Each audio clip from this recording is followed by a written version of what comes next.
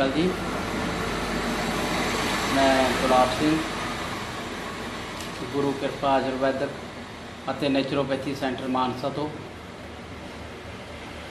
जिस तरह अपनी कोशिश जारी है कि हर रोज़ आप लगभग एक वीडियो या दो वीडियो ਤੁਹਾਡੇ सामने लिया रहे हैं ਜਿਹੜੇ ਲੋਕੀ ਨੈਚੁਰੋਪੈਥੀ ਆਯੁਰਵੈਦਾ ਨੂੰ अपना के अपनियां पुरातन बीमारियों तो छुटकारा पा रहे हैं।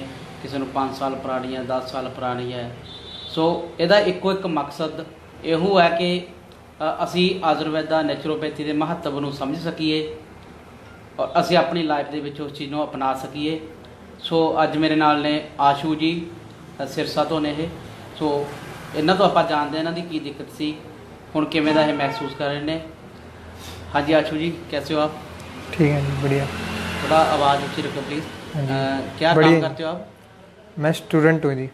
ओके हाँ जी। तो आशू जी आपको क्या दिक्कत थी?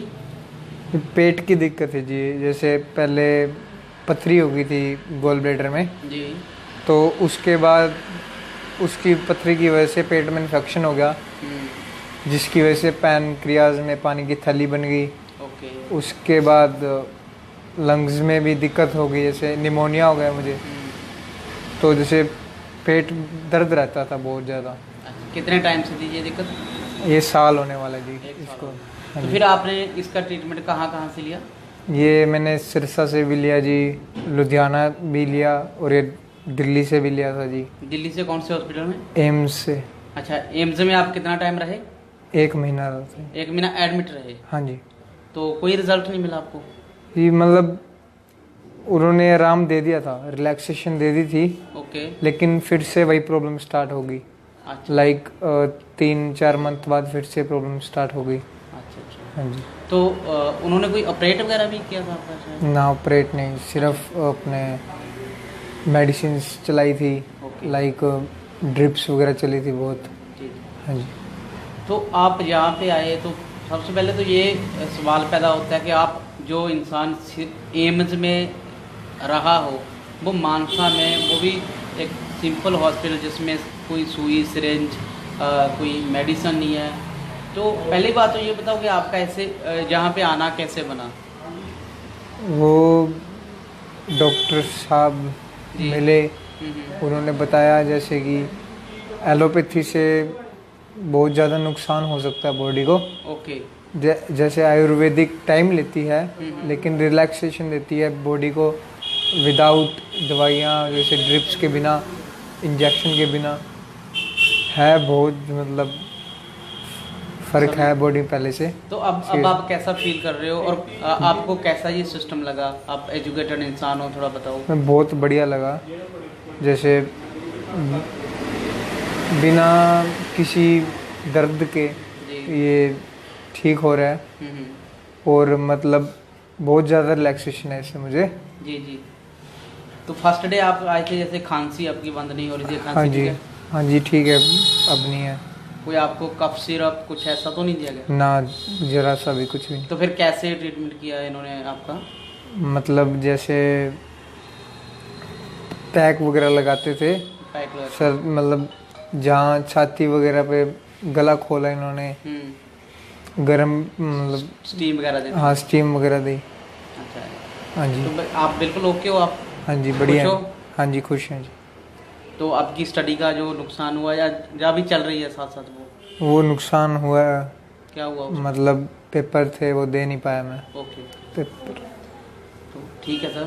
हाँ जी दोस्तों, जिस तरह लड़के ने दसिया कि एम्स ਦੇ ਵਿੱਚ ਲੁਧਿਆਣਾ ਸਿਰਸਾ ਇਹਨਾਂ ਨੇ ट्रीटमेंट अपना लिया बट ऑल इन वेन, कुछ रिजल्ट ना मिलिया। आखिरकार इतों ये ठीक हुए ने, खुश ने। जिस तरह इन्होंने दसिया कि एग्जाम इन्होंने होने सी बट नहीं दे पाए बीमारी की वजह नाल। दिक्कतां ही इन्नियां ज़्यादा वध गई सन कि बाकी कोई शायद नहीं रही सी। तो खुशी होंदी है जो एक देखो जंग लड़का है। इन्होंने दसिया कि इन्होंने अपनियां मैनूं पुरानी पिक्स भी दिखाईयां कि 35 किलो वेट है इन्हों का जो हुण घटिया होया है। इस जिहड़ी इन्हों हुण तुसीं देख रहे हो ना, तो हुण इन्हों का वेट वजन है जिहड़ा 35 किलो घट चुकिया सी। दवाइयां खा लगा लो इन्हों की बीमारी की वजह नाल, क्योंकि खा ही नहीं पाते थे कुछ, इन्नी की ज़्यादा दिक्कत सी।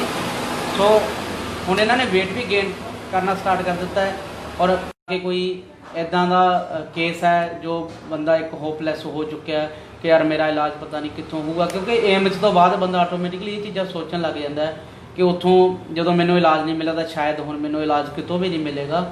ਪਰ ਨੈਚੁਰੋਪੈਥੀ ਆਯੁਰਵੈਦ ਦਾ ਇੱਕ ਅਜਿਹੀ ਪੈਥੀ ਹੈ, ਇੱਕ ਅਜਿਹਾ ਸਿਸਟਮ ਹੈ ਜਿਸ ਦੇ ਵਿੱਚ ਹਰ ਇੱਕ ਬਿਮਾਰੀ ਦਾ ਇਲਾਜ ਸੰਭਵ ਹੈ।